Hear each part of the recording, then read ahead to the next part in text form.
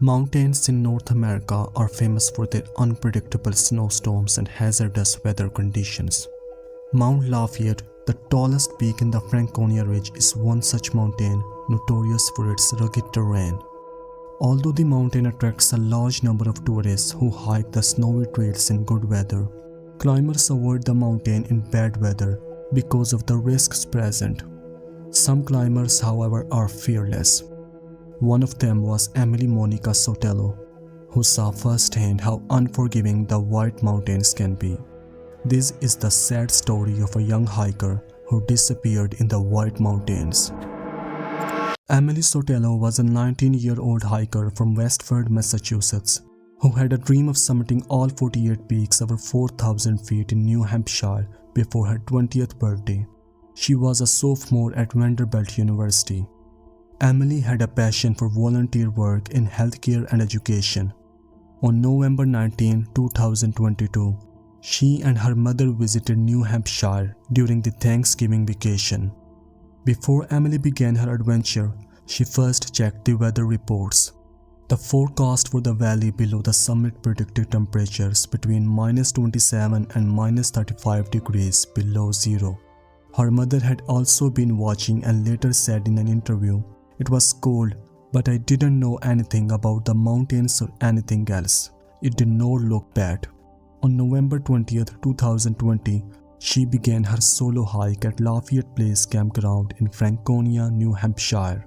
She was dropped off by her mother Olivia at 4:30 a.m. at the trailhead near Lafayette Place Campground, where she would begin her hike.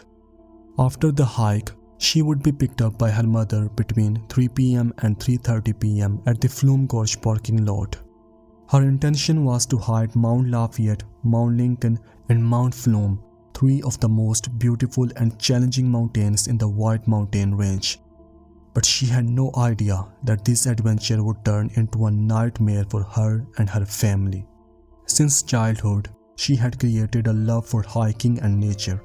Emily's dream was to climb all 48 New Hampshire peaks above 4,000 feet by her 20th birthday on November 23, 2022. By now, she had already climbed 40 of the 48 summits. According to several sources, Emily was not well prepared for her hike. She was last seen wearing a brown jacket and sweatpants. She was not wearing any of the essential items that officials recommend for day hikes. Emily carried a backpack with granola bars, a banana, water, and a backup battery pack, but she did not have proper winter gear. Although she wore long underwear, she was wearing only light pants and a jacket. She wore heated gloves and a neck warmer, but no hat. Instead of insulated winter boots, she wore shoes suitable for trail running or trekking and not for these cold and snowy conditions. Besides, she also had no map, compass, headlight, or GPS device with her that could help her find the trail or seek help. Emily did have her phone and a backup battery pack, but the freezing temperatures and lack of signal in the area would have quickly rendered them useless. Emily texted her mother with what she wanted to eat after her trip for lunch: quinoa, chicken, papaya, coffee, and water. Around 11 a.m., it began to snow lightly. Her mother Olivia texted her to ask how the hike was going, but unfortunately, there was no response. The phone remained silent as the hours passed and the temperature dropped. Her mother became increasingly worried when she still had not returned.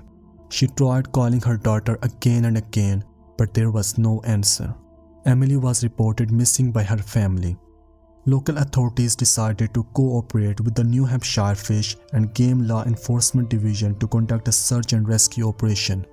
Initially, several search teams from the Pemigewasset Valley Search and Rescue Team were deployed Sunday night when Sotelo did not return in time. The teams faced extreme weather conditions during the afternoon search, with wind speeds of 30 to 40 miles per hour and a wind chill of -30 degrees Fahrenheit. The extreme weather conditions also persisted overnight, so they decided to continue the search the next day. George Sotelo, Emily's father, who is a gastroenterologist, said the thought of his patients miraculously recovering kept him hopeful during the search. But her mother Olivia, a psychiatrist, said she already knew Sunday night that her daughter was probably dead. "I knew I am a medical professional," she said. "People were telling me to hold hope, but I knew better than that." On Monday, November 21st, searches continued with 60 ground searches, K-9 teams, air support, dogs and drones, and incident command to search a large area in the White Mountains. However, they still faced many challenges such as high winds, cold temperatures, snow, ice, and darkness. The teams also faced the rugged terrains, steep slopes, and dense forests. Unfortunately, they had found nothing this day. The search was again postponed until the next day. On Tuesday, November 22nd, rescue teams found some of Emily's belongings near the headwaters of Lafayette Brook. They also discovered possible tracks in the snow. It took them nearly 2 hours to cover 274 meters. They had to climb over small, ice-covered trees and faced a snow depth up to their waists. More tracks were seen from a helicopter, but because of the falling darkness, the search was abandoned for the day. On Wednesday morning, November 23, 2022, the search resumed. The area where the tracks and items were found was completely combed. 3 teams were deployed and approached the area in different directions. Unfortunately, around 11 a.m., the young teenager's lifeless body was found on the northwest side of Mount Lafayette near the headwaters of Lafayette Brook, 3/4 of a mile from the trail. The body was transferred by a New Hampshire Army National Guard helicopter to the Cannon Mountain Sky area a short time later. On this day, she would have turned 20 years old. Hampshire Fish and Game says they were not dressed properly for the weather conditions. She was wearing a brown jacket. The exact cause of her death was not formally determined, but several sources believe Emily died from exposure to the harsh weather conditions. Police and law enforcement responded to Emily Sotelo's death with condolences and sympathy to her family and friends. They praised the efforts and dedication of the search and rescue teams, who risked their lives to find her. They also stressed the importance of safety and preparation for winter hikes in the White Mountains. Major David Walsh of the New Hampshire Fish and Game stressed the importance of preparation for unexpected situations while hiking in the White Mountains. He recommended that hikers remain aware of weather conditions and dress accordingly. He also advised hikers to bring extra clothing, food and water, as well as a headlamp, compass and map to stay safe. On top of that, he recommended that hikers know their own limits and turn around if necessary. On Thursday, December 1, 2022 at 11 a.m., Emily's funeral service was held at St. Catherine of Alexandria Church in Westford, Massachusetts. This ceremony was also broadcast via live stream, but the funeral would ultimately take place in private. Olivia Sotelo described her daughter at her funeral as a shooting star, so brilliant and bright that had burned so fast. She also said Emily was determined to make the world a better place. "But I would do anything to have her back, even without that impact," she said. On Wednesday, December 7 at 5 p.m., her friends and classmates gathered for a memorial celebration of her life in the Great Hall of Seppos College at Vanderbilt University. They described her as caring, brilliant, passionate, and kind. In addition, they shared stories of how they met her and how she had impacted their lives. The climbing community also expressed their sorrow and sympathy for the loss. They praised her courage and enthusiasm for hiking and nature. They also stressed the importance of safety and preparation for winter hiking in the White Mountains. Emily nearly finished her hike and persistently decided to keep going. Eventually, she was blown off the top of the mountain and missed the trail. Like any teenager, she relied on her phone, but there was no reception in the higher parts of the mountain. All these factors proved fatal during her last climbing attempt to complete the 48 summits on her 20th birthday. Emily found a creek and tried to follow it downhill, but succumbed to hypothermia midway through the day on November 20. In her honor, a foundation has been established to continue her dream. The organization offered tips and resources for winter hiking safety. In New Hampshire, a fundraiser was held to complete Emily's hike by a non-profit group called Hiking Buddies NH48. This group connects people interested in hiking the 48 mountains higher than 4,000 feet in New Hampshire. The purpose of this foundation is to make the world a better place by promoting safe hiking, providing knowledge and resources, and helping the underprivileged. On the 6th of September 1992, a group of hunters on the Stampede Trail near Healy in Alaska came across an abandoned city transit bus. Thinking that it might make a convenient shelter for the night, they ventured inside, only to be repelled by a terrible smell that permeated the vehicle's interior. Suspecting the worst, the hunters radioed local police, who came out and searched the bus. They found the remains of a man who would later be identified as Christopher McCandless, an individual with a fascinating life and a legacy which has lasted for decades after his death. Christopher McCandless was born on the 12th of February 1968. Even from a very young age, he was a bright and energetic boy. He read widely, with his favorite literature being the stories of Jack London and Mark Twain.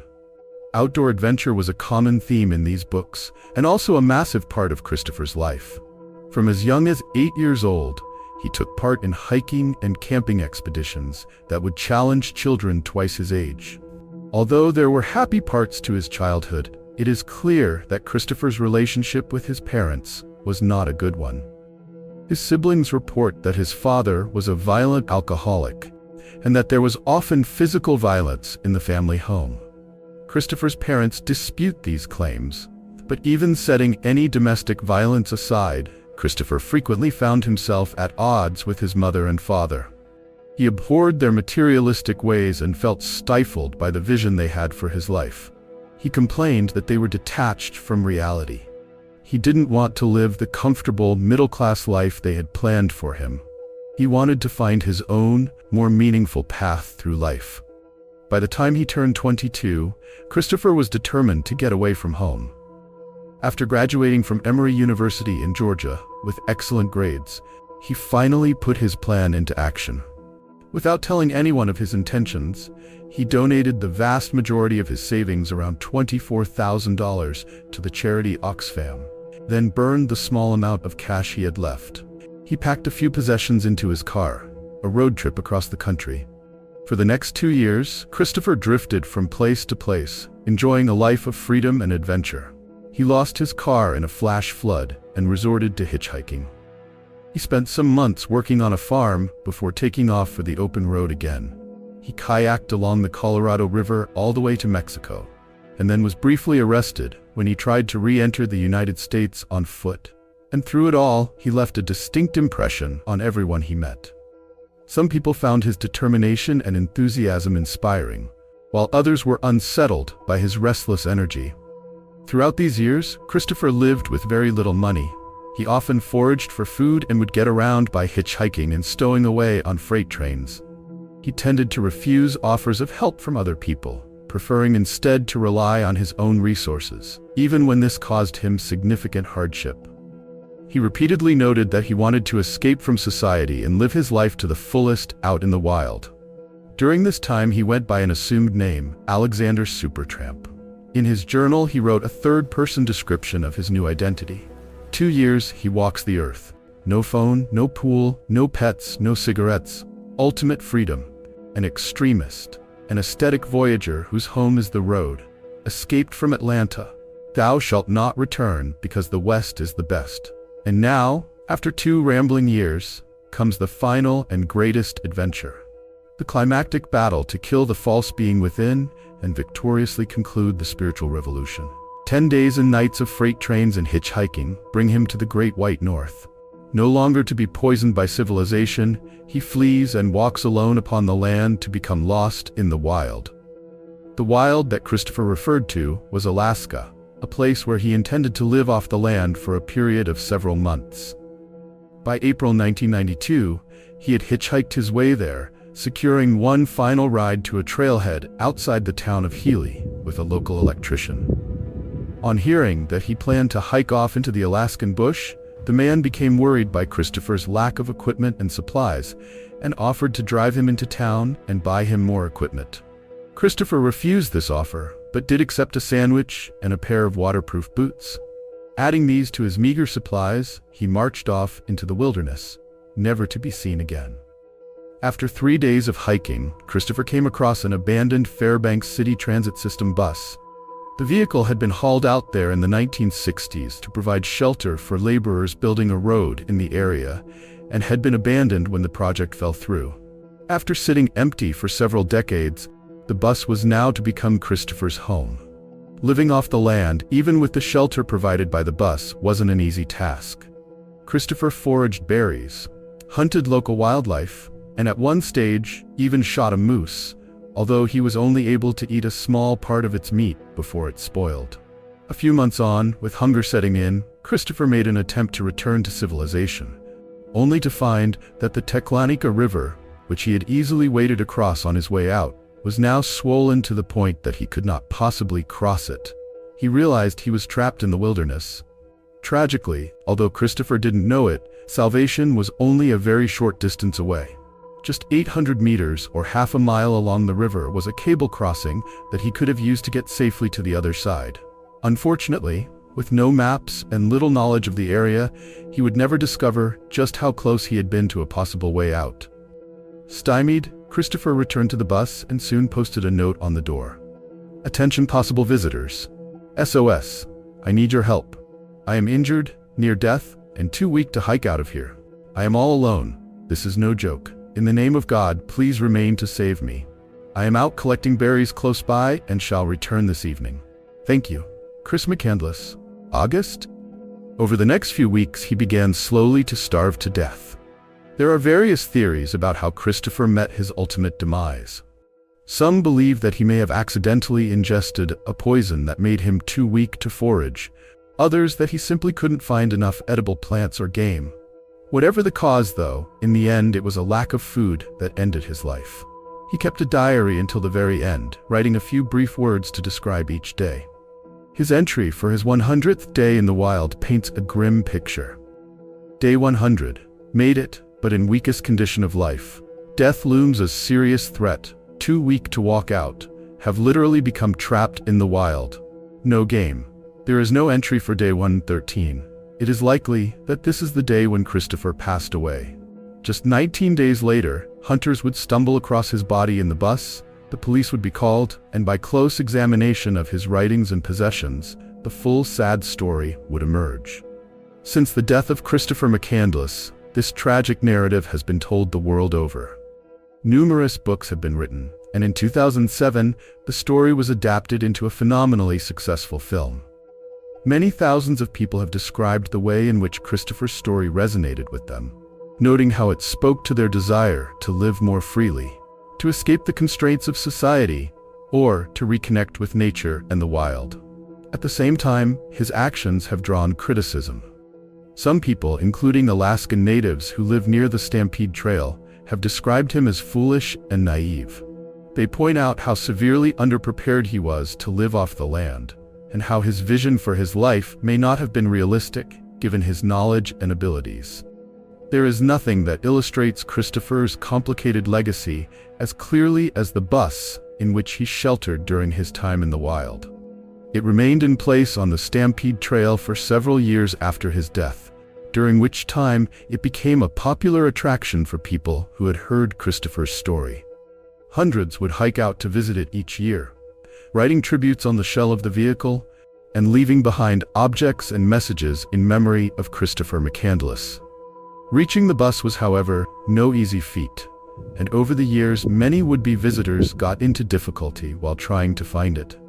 Some were simply underprepared for the hike and had to be rescued after getting lost on the way out. Others reached the bus but became stranded in exactly the way that Christopher had, with the river rising behind them to cut them off from civilization. In 2010, a visitor drowned while attempting to cross the Teclanica River. 9 years later, another tourist also lost their life by drowning in the same spot. By this time, local police and rangers were spending a significant portion of their time rescuing people from the trail, and it was concluded that something would have to be done about the bus. In June 2020, an operation was mounted to move the bus. It was airlifted off the trail and transported to a safe storage location before finding a permanent home in the Museum of the North at the University of Alaska. There, tourists who admire Christopher's philosophy are able to visit the bus without taking on the risks and dangers of the Stampede Trail. The legacy of Christopher McCandless is an unusual one. He was a fiercely independent and courageous young man who lived life by his own rules, but he was also extremely idealistic and underprepared for what he wanted to do, something which ultimately sealed his fate.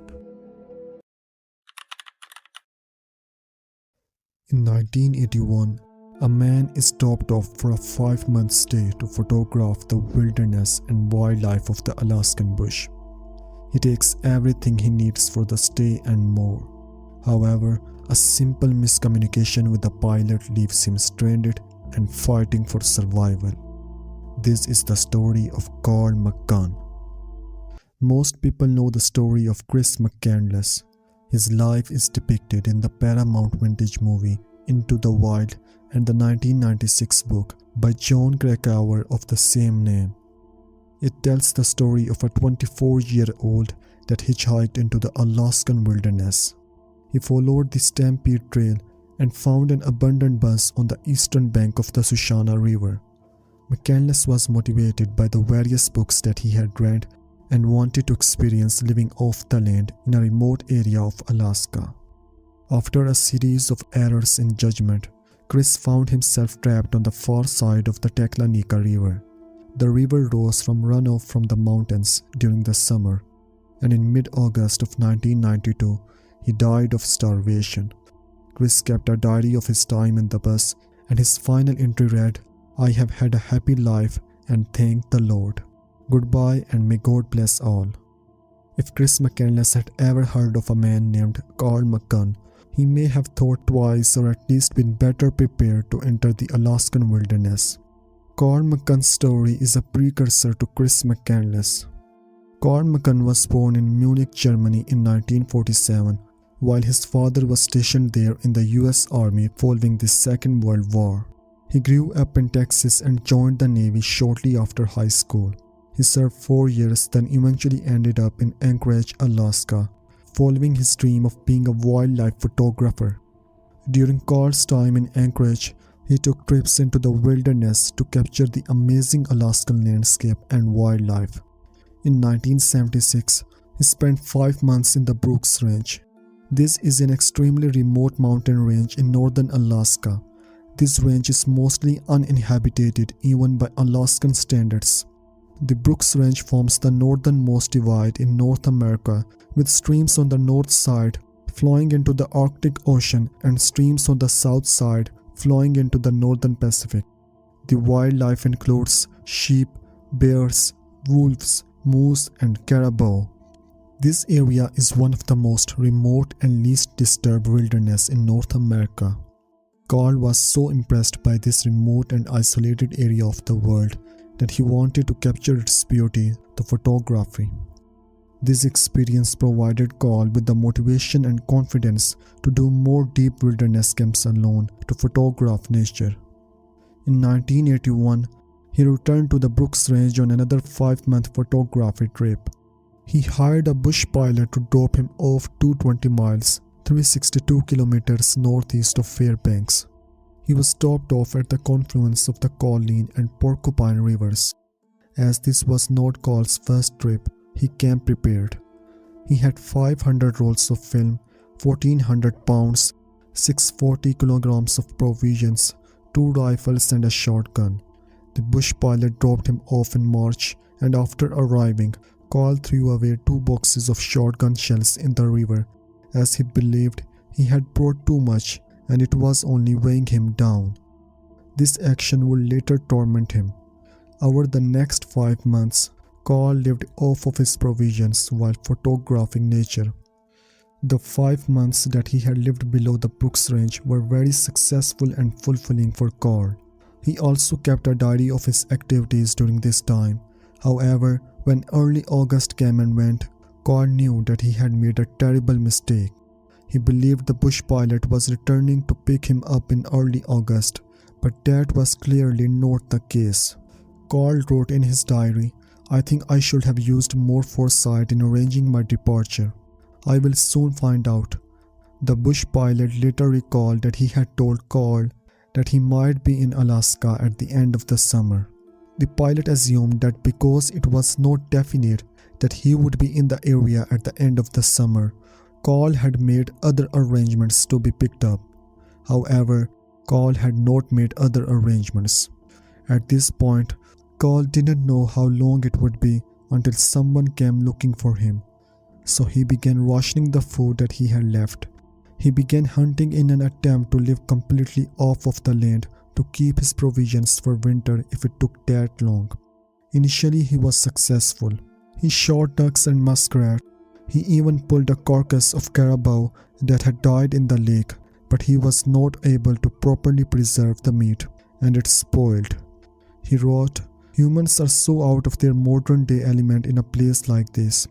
His provisions were becoming low, and he began getting extremely worried that no one was coming.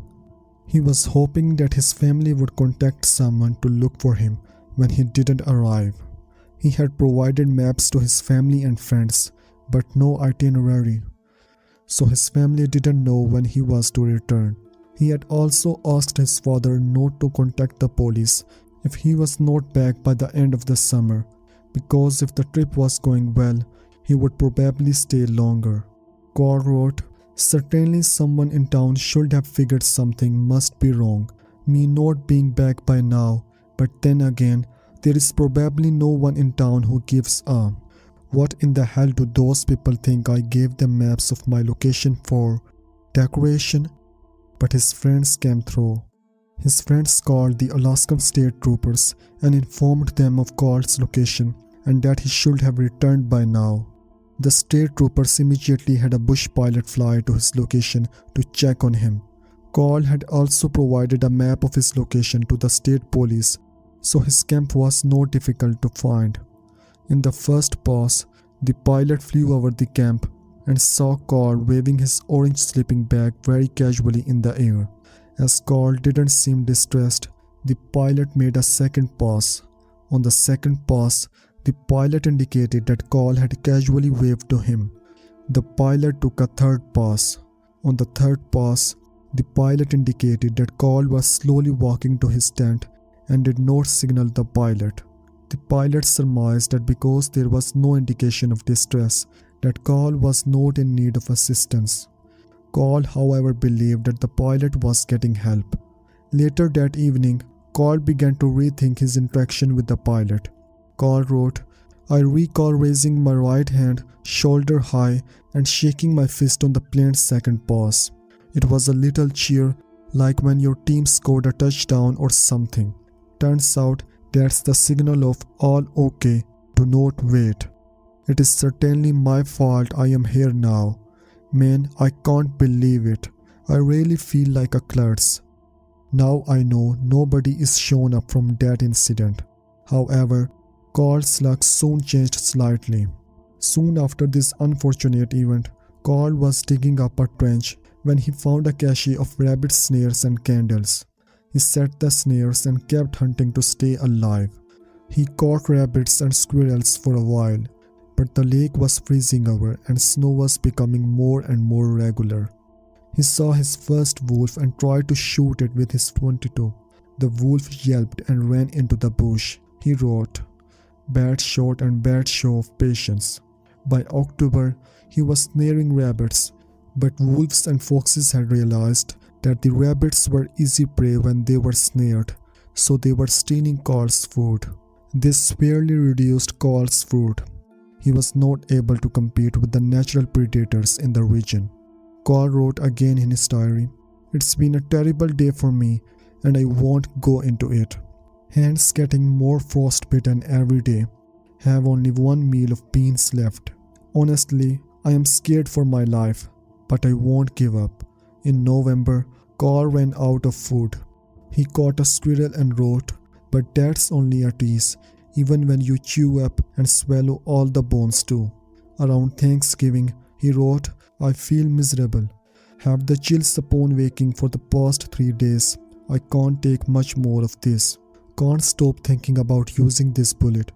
As the end of November came, the weather continued to grow colder and more inhospitable. Carl wrote, "I am burning the last of my emergency Coleman light and just fed the fire the last of my split wood. When the ashes cool, I'll be cooling along with them.